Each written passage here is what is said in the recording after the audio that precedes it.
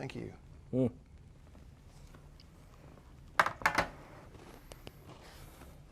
Whoa, Roy, did you make these? Oh, yeah. What did you do? These are awful. What do you mean?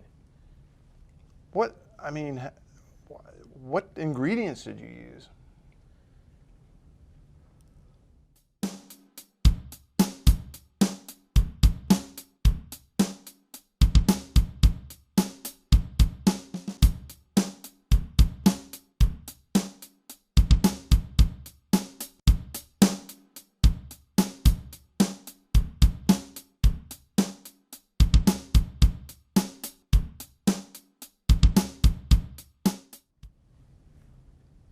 So how did you bake these cookies? I mean, what recipe did you use? Well, I have this thing where I can use any recipe, and I pour till I feel happy. Look, you can't do that. Measurements are really important. You've got to, when you're following a recipe, you've got to, use the exact measurements, and you really need to have a tight tolerance. You can't make it with whatever, looks good to you or whatever. Just not about my feelings? No, it's not about your feelings.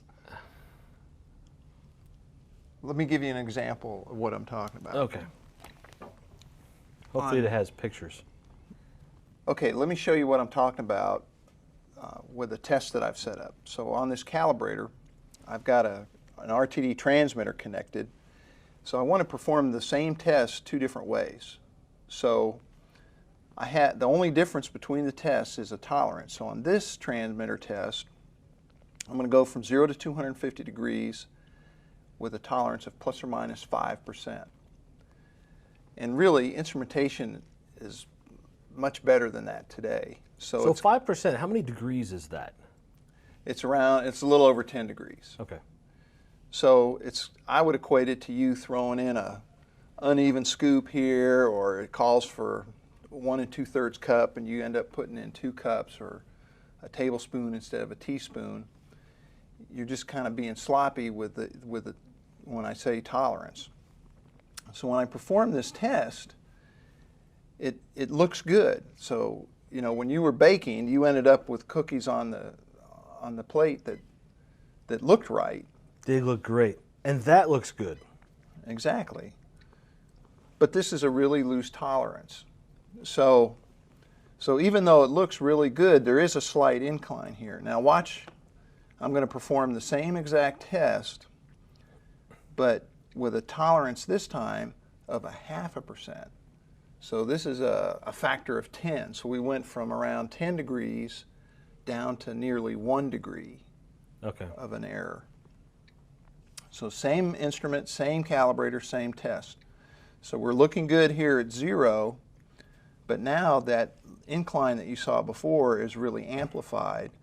And in fact, this highlights that we're making a bad measurement here, and this instrument needs to be calibrated. So it actually failed. So if you're following your recipe on a critical reactor where you need at a certain temperature the product changes state or whatever, you want to nail that temperature every time that you run that batch or that process, that it's hitting the exact same temperature to a really tight tolerance.